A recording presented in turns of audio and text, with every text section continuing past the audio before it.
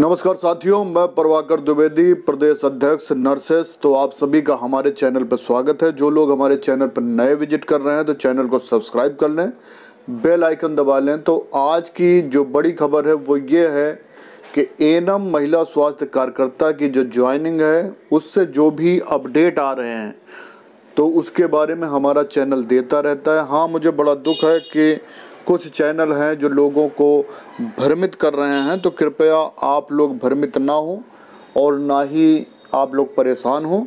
आप लोगों का बहुत ही जल्द आप लोगों की ज्वाइनिंग होगी, क्योंकि देखिए अब समय आ चुका है और आपका हफ्ते 10 दिन में ही प्रक्रिया आपकी 1 हफ्ते के अंदर ही स्टार्ट हो जाएगी।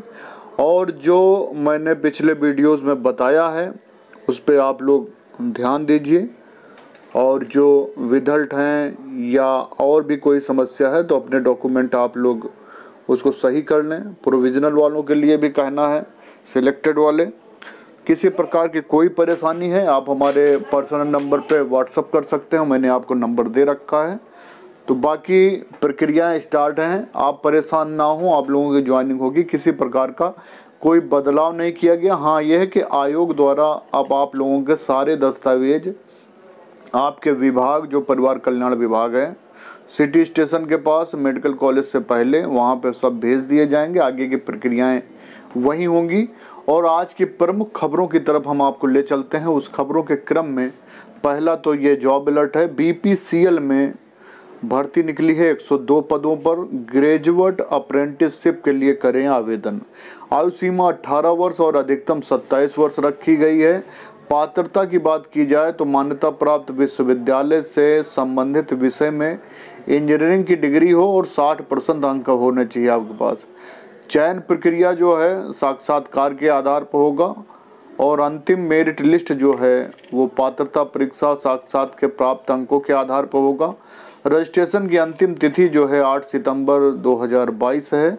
आवेदन का माध्यम ऑनलाइन रहेगा। यूपीएससी ने जारी किया विज्ञापन 19 पदों के लिए।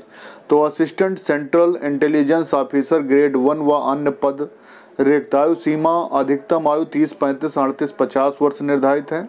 पात्रताएं उम्मीदवारों के पास किसी मान्यता प्राप्त विश्वविद्यालय से संबंधित क्षेत्र में ग्रेजुएशन हो, पोस्ट ग्रेजुएशन डिग्री एवं कार्य करने का अनुभव होना चाहिए। चयन का तरीका, चयन के लिए आवेदन में दी गई जानकारी के आधार पर शॉर्ट लिस्ट किए गए उम्मीदवारों को साक्षात्कार के लिए आमंत्रित किया जाएगा। साक्षात्कार कुल 100 अंकों को होगा, जिसमें न्यूनतम क्वालिफाइंग अंक वर्ग का अनुसार 40, 45, 50 निर्धारित है। साक्षात्कार में शामिल होने वाले अभ्यर्थियों को अपने सभी मूल दस्तावेज, सर्टिफिकेट की फोटोकॉपी लाना होगा। आवेदन की अंतिम तिथि 15 सितंबर 2022 तक ऑनलाइन है और आवेदन का शुल्क जो 25 रुपये और इसकी जो वेबसाइट है upsc.gov.in। इसी क्रम में ESIC में भी अवसर हैं। 169 पद हैं। स्पेशलिस्ट एवं सीनियर रेजिडेंट इत्यादि पदों पर मौका है। इसमें अधिकतम आयु जो है 45, 66, 69 वर्ष निर्धारित कर दी गई है। आयु सीमा में छूट भी है और उम्मीदवार के पास MD, MS, DNB डिग्री एवं अन्य निर्धारित पात्रताएं व कार्य करने का अनुभव होना चाहिए। चयन का तरीका जो है वो उनकी योग्यता, अनुभव एवं नेट PG 2022 और सुपर स्पेशलिटी 2021 में प्राप्त अंकों के आधार पर शॉर्ट लिस्ट कर व्यक्तिगत साक्षात्कार के लिए बुलाया जाएगा। उम्मीदवारों को अपने सभी मूल प्रमाण पत्र और उनकी फोटोकॉपी को निर्धारित तिथि पर सुबह 9 बजे तक उपस्थित होना होगा। अभ्यर्थियों की नियुक्ति कॉन्ट्रैक्ट के आधार पर 1 वर्ष की अवधि के लिए होगी। आवेदन की अंतिम तारीख जो है 8 सितंबर 2022 है। आवेदन शुल्क 1000 रुपये। esic.nic.in वेबसाइट है। विभिन्न पदों के लिए रिक्तियां निकली हुई हैं। भारतीय राष्ट्रीय राजमार्ग प्राधिकरण से महाप्रबंधक, वित्त, वरिष्ठ पुस्तकालयाध्यक्ष एवं सूचना अधिकारी के पदों पर मौके हैं। अंतिम तिथि 26 सितंबर 2022। nhai.gov.in। राष्ट्रीय कृषि खाद्य जैव प्रौद्योगिकी संस्थान निजी सचिव, प्रबंधक सहायक, सहायक अभियंता व अन्य पद खाली हैं। अंतिम तिथि 25 सितंबर 2022। nabi.res.in। अच्छा, एक सवाल भी आया कि मैं लेखपाल बनना चाहता हूं, तो यदि आप लेखपाल बनना चाहते हैं तो आपके लिए क्या करना पड़ेगा। उत्तर प्रदेश राज्य में लेखपाल बनने के लिए सबसे पहले आपको UPSSC द्वारा आयोजित PET यानी कि प्रारंभिक अर्हता परीक्षा क्वालिफाई करनी होगी। उसके बाद आप इस पद पर आवेदन के पात्र होंगे। लेखपाल पदों पर आवेदन करने के लिए आपने मान्यता प्राप्त बोर्ड से इंटरमीडिएट परीक्षा उत्तीर्ण की हो। राजस्व लेखपाल पदों पर भर्ती के लिखित परीक्षा का आयोजन किया जाता है। इस परीक्षा के लिए 100 अंक निर्धारित होते हैं। लिखित परीक्षा में आमतौर पर सामान्य हिंदी, सामान्य गणित, सामान्य ज्ञान और ग्राम समाज एवं विकास विषयों से जुड़े प्रश्न पूछे जाते हैं। परीक्षा में प्रत्येक प्रश्न के गलत उत्तर के लिए 1/4 अंक काटे जाते हैं। लेखपाल का कार्य कृषि दुर्घटना बीमा, विधवा पेंशन, वृद्धा पेंशन, विकलांग पेंशन तथा अन्य निवास जाति प्रमाण पत्र को बनवाने का कार्य और भूमि से संबंधित कार्य व अन्य कार्य होते हैं। तो चलते हैं बाकी की खबरों के लिए।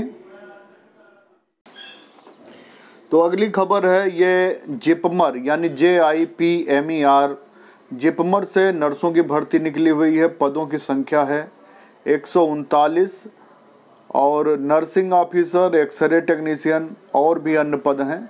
और एग्ज़ाम की डेट इसमें 4 सितंबर 2022 रखी गई है। और इसके सिलेबस के बारे में भी बताया गया। तो ये निकली है Jawaharlal institute of post graduate medical education and research, और ये under ministry of health and family welfare government of India की वैकेंसी है।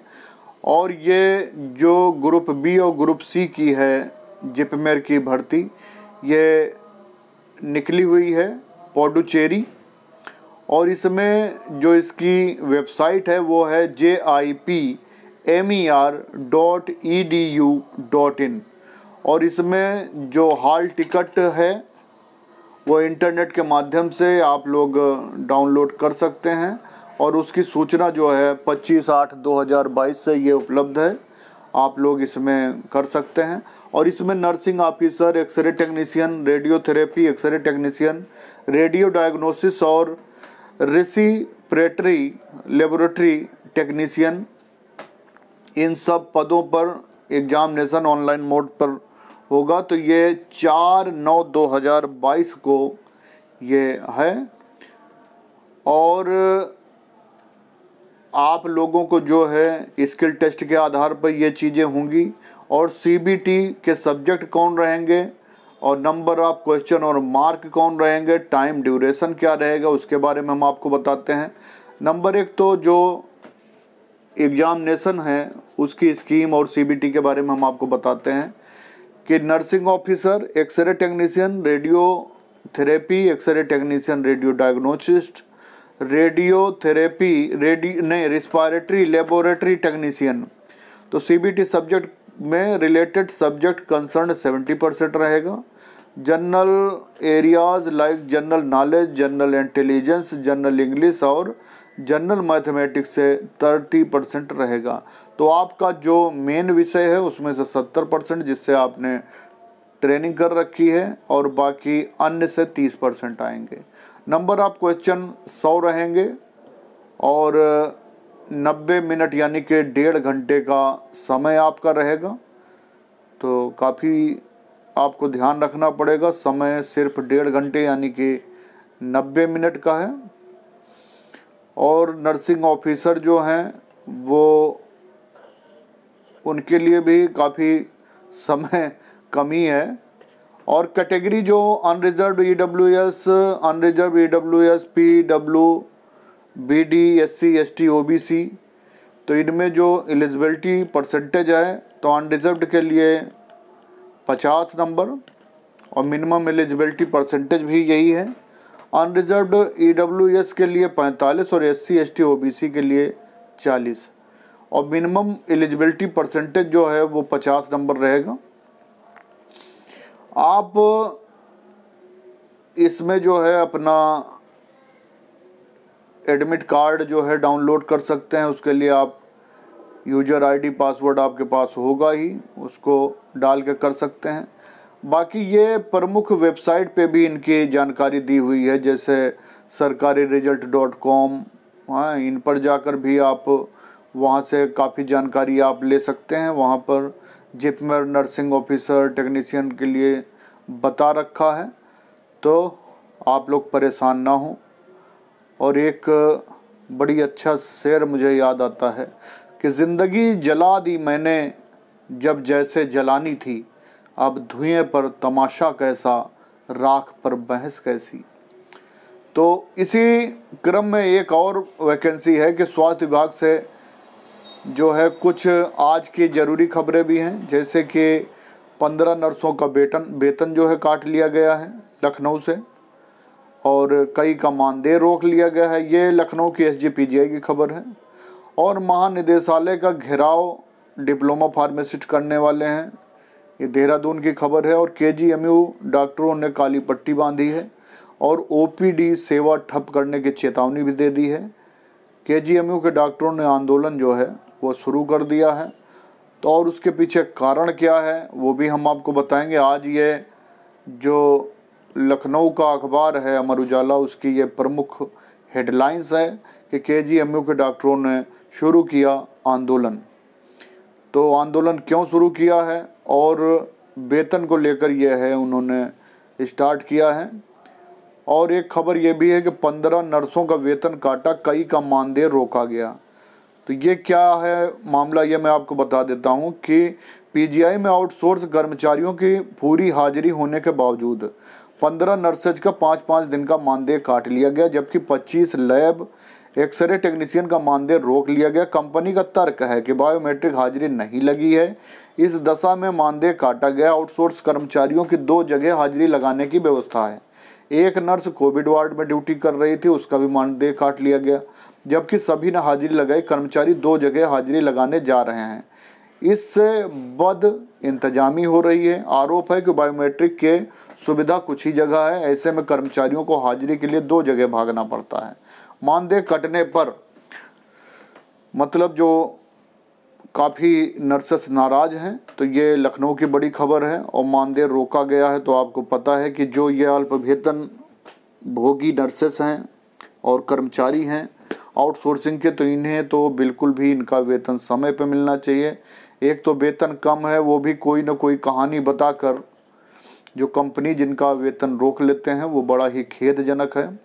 और डॉक्टरों ने KGMU के क्यों काली पट्टी बांधी है और क्यों OPD ठप करने की चेतावनी दी है, उसके पीछे जो सबसे बड़ा कारण बताया जा रहा है वो ये है कि PGI के समान वेतन भत्तों की मांग को लेकर KGMU के डॉक्टरों ने विरोध शुरू कर दिया है। सोमवार को डॉक्टरों ने काला फीता बांधकर विरोध प्रदर्शन किया। KGMU शिक्षक संघ की अगुवाई में आंदोलन शुरू हुआ। संघ के अध्यक्ष व अन्य पदाधिकारी सबसे पहले कुलपति कार्यालय पहुंचे। कुलपति से काला फीता बांधने की गुजारिश की। इस पर कुलपति ने खुद को प्रशासनिक अधिकारी बताया, लिहाजा काला फीता बांधने में असमर्थता जाहिर करी। कुलपति ने कहा कि हम डॉक्टरों की मांग को लगातार उच्च अधिकारियों तक पहुंचा रहे हैं, फिर से मसले को उच्च अधिकारियों के समक्ष रखूंगा, मजबूत पैरवी करूंगा। इसके बाद पदाधिकारी कलाम सेंटर में जुटे। बड़ी संख्या में डॉक्टरों ने एकत्र होकर ताकत दिखाई और पर नियमावली में सरकार ने प्राविधान किया है कि PGI की सेवा शर्तें KGMU में लागू होंगी। इसके बावजूद प्रशासनिक उदासीनता जारी है।